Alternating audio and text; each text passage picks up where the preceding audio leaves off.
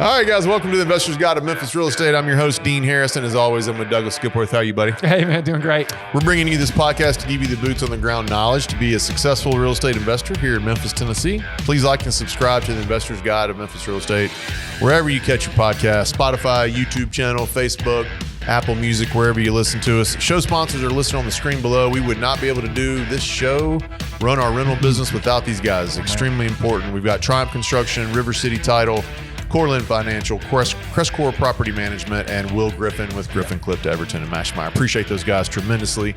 I help buyers and sellers every day. Dean@CrestCore.com. Please shoot me an email. I'll be happy to get you our buyer link for the buyer profile link. A lot of people are asking about this CrestCore buyer profile link. I want to make sure that I get that to you guys. Anything you have, if you want to get on our buyer program, you'd like to see the houses that are that we're sourcing and sending out for our clients, Dean@CrestCore.com. I'll be happy to get you that buyer profile link. Yeah. All right. Today, one of the things we do really well here, that we've always done really well, is tell you how dumb we have been. So today we're going to do the 5 dumbest things we have done, said, completed in real estate investing.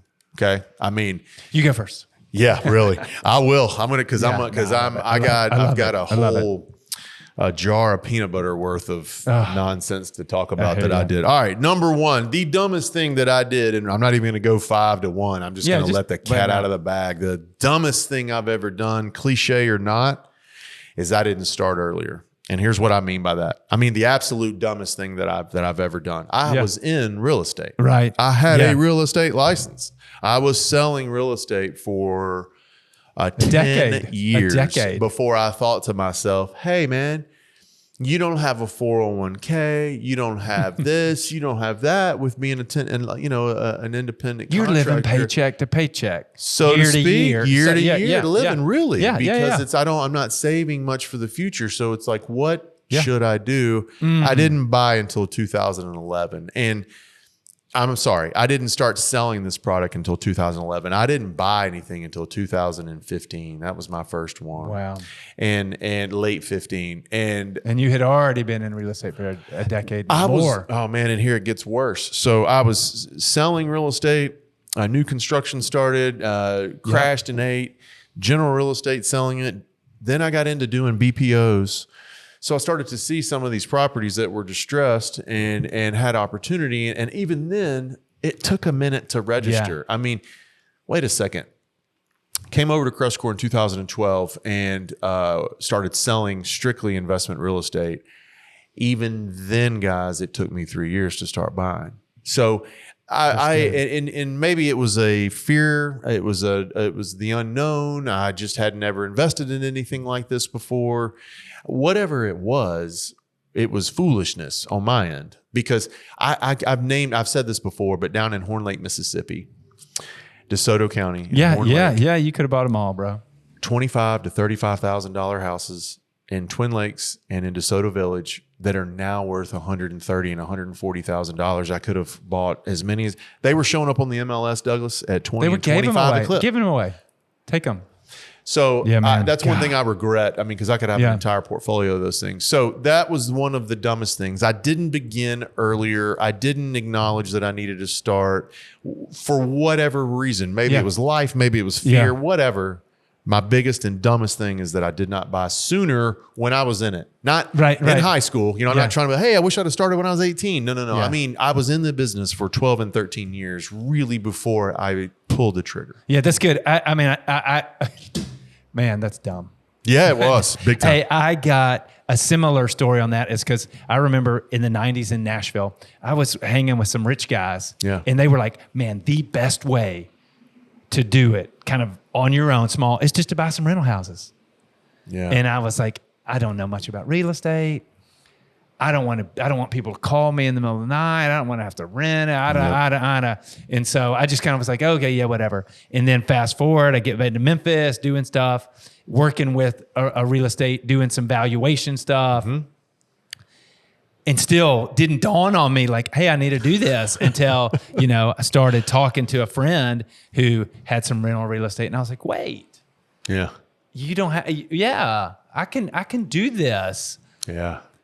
I don't have to do all of the maintenance myself. I don't have to do the renting myself. That's I don't right. have to do the midnight calls. I can have a property management company. That's right. I can learn how to do this. So I started 10 years after I was introduced. Oh, so you even heard about it. And I even didn't heard start. about it. And so I never forgot that. And so Yeah. by the time I really figured it out, but I felt like I had to have, and this is a mistake, it's like I felt like I had to have everything lined up before you could get going. Before I could get going. Yeah, that's so both of us would sit here and have great stories as reasons why we didn't start earlier. Even during that time, you know, one of the reasons that I think led to me not starting earlier was my number 2 here is I didn't do enough research. Mm-hmm. I didn't do enough research. I didn't understand exactly what I wanted to do. Yes. I knew I wanted to buy rentals and hold them. I knew that I didn't ever want to really become a flipper. It's just not really my personality to just in and out so fast. So I wanted to hold them. But I didn't know how necessarily and what. I just thought, hey, let's buy rentals, stick a tenant in there and collect rent, right? That's the simplest form of what I'm talking about. Yeah. I didn't do enough research on how to buy. I used the wrong strategy, right? I bought occupied houses that were cash flowing because I thought, hey, how great will it be to close and then the next month collect a check? And in theory, that sounds fantastic. But here's what you don't think about. You don't think about, I just bought a home. The tenant's been in there. Because in my mind, I bought the home on this because I listened to the guy on the other end who put one over him. Hey, man, the tenant's been there for 7 years. It's like, oh, pay on time every time. Yeah. They pay on time. And I got the ledger and they do. And they did. I was great. like, oh, man, this is great. They don't have any maintenance. No. And you know what? They didn't have a lot. I wish they did. Yes, you do. Because when they moved out, I had a $22,000 rehab that I got to be honest with you at the time, I didn't have 22 grand. It just sucked the whole life out of you, man. I've been there. I got it done. I figured it out. But I'm here to tell you that was devastating at the time because not so much that I didn't have 22 grand. I'm broke. What I'm trying to tell you is when you're not thinking I'm going to have a huge CapEx or huge rehab bid coming and you do, I want it out. Yeah. Real estate. The expectations were way off. So using the wrong strategy, and that I could veer off on that for you. Like that's a whole nother podcast, the right strategy. But I did not use the right strategy to start. I did not educate myself the best on the front end, and I wish I would have. Yeah, that's good. I mean, I think similarly, picking that niche and focusing on that instead of getting spread thin. Yep. We've talked about whether it's fix and flipping, whether it's doing multifamily, commercial, short-term rental, medium-term rental, long-term rental, Section 8. I mean, everybody just wants to do it all the time right now. And it's like, no, man, just start and do that. And I got sucked into that trap of not really saying and thinking like, hey, here's what's working. Do more of this. You and I talk about people who get distracted all the time. I talked to an investor last week who had a really killer niche. Yeah. And then they started doing development and building. And they told me they basically said this is the worst decision I ever made, was to take my eye off of what I was doing and veer this way because I didn't do enough research and got bored and saw something shiny over here. Yep. So let's stay with what we know. Yeah, and I don't. That's one thing too. Stay with what you know. Becoming good at the one thing, that's a whole nother podcast in itself. That's but good. Yeah, I didn't. Not educating myself and not doing enough research and really knowing, the ins and outs. I got a little probably arrogant on the front end because I'd been in real estate for forever, and I thought to myself, man, I got this. We can do this. But it's a different animal. It's a whole different thing. So not doing enough research was my second. Good. But hiring the wrong contractor is maybe bigger than all this combined. So here's the catch here. Here's what's funny, man. This is so humbling. Not only did I do this wrong one time, I did this wrong 10 times. Sure. How about that? Let that sink in just for a second. I had been an investor now for a couple of years. You don't hire the wrong person 10 times in the first month. I hired the wrong person 9, 10, 11, I don't have an exact time. 10 times over Yeah. I hired the wrong contractor. And I don't know if that's the definition of insanity. Right. I don't know if it made me nuts, but I know that I hired the wrong guy, and it wasn't the same guy, but I hired the wrong type of contractor, the wrong time. Dean, what do you mean? What do I mean by that, Douglas? Yeah. I mean, we've talked about this before. When you hire the wrong contractor, you pay 3 times. Remember? I love this. You know, because you pay to have it done, then freaking have to pay to have it undone, then have to go have it paid to get done right. And that can be like an electrician doing electrical work and not pulling permits, I mean, all kinds of crazy stuff that just gets done wrong. So with me, when I think about that, it's like using chuck in a truck. I understand that, and had done the same thing using chuck in a truck. And then, hey, like, well, now we use 2 chucks in a truck. And then all of a sudden you look up and it's a cluster chuck, you know, because 100% that's what happens when you're using the wrong people. And it is a cluster chuck. It's a cluster chuck. And I think what you're really talking about with contractors, I want to zoom out and say it's just strategically partnering with the wrong people. Yeah. That could be a contractor. It could be the wrong property manager. Yeah. It could be the wrong lender who doesn't want to be that, or the wrong, if you have an equity partner or a partner in general, you know, these things, if you're picking the wrong person, contractor, property manager, whatever. So I hear you on the maintenance. Yeah, the contract. I love the chuck in a truck, cluster chuck. That's too good. But that's too true. Is the reason why that's too good. You know, and I went through that, man. I hired those guys, and because there was a human element to it and a relationship there. But man, you start giving them 2 or 3 or 4 or whatever, like it just crumbles. I can go into how to hire the contractor, and we've done a podcast on the contractor triangle. You got 3 points service, on there. Speed, price. Yeah, quality, speed, and price, and you can't have all 3. You got to pick 2 of them. So I can go into that, dive into it with Triumph Construction too, and is why we partner with them. But so hire the wrong contractor. That's the other thing I did. So number 4, and this is specific to me and what I'm looking for, but I like it. It might apply to everybody else. But I started the BRRRR strategy way too late. 15 to 16, 17 houses too late, right? Yeah. I didn't pick up on that strategy. I'd heard of it. I didn't put enough time and effort going back up here to number 2. I didn't do enough research. And then number 3, you know, I started off with the wrong strategy. So skipping down here to 4, I didn't do the BRRRR strategy early enough. Yeah. I didn't try to figure out how I could have gotten a line of credit, or I didn't use hard money the right way. I used hard money to start. I didn't use it the right way. I used it to buy houses that were occupied and cash flowing because I thought that'd be easy to pay the loan. Turns out that's the worst way to do it. And I just explained why. Yes. But the BRRRR strategy I didn't start, I probably completed 40. I bet I've done 40 of them now. Yeah. Over 40. So myself, not to mention how many we worked with clients, hundreds. So, but the BRRRR strategy is something I stand by now as a way to buy. If you come to me and you say, hey, how should I start? If you have experience, I'm going to go with BRRRR. If you don't, we need to start a little slower and then get into BRRRR. But I've explained that too. But to me, the BRRRR strategy, buy, rehab, rent, refinance, and repeat. That's the BRRRR, the letter B and 4 R's. But I wish I'd have started that earlier. Yeah. I mean, I think we've said it a bunch on this time. Turnkey can be a great place to start. Yeah. You know, but it can be. It can be because you get a house with a new roof and new systems, and that's great. But most people move to BRRRR afterward because it's not a great place to stay. In turnkey, nor is buying the occupied rentals, like you said, because when you buy the occupied rentals, we talked about those challenges. Cool. Now, what I think where I wish I had done something differently is I did a quasi BRRRR, and by quasi I mean I bought a vacant house. Yeah, but I did as little work to that thing as I could. Guilty. Because it's like, man, if I could buy it for, 70 cents on the dollar and put in another 5 cents, well, then my appraisal is going to be, and I'm not going to have a big note.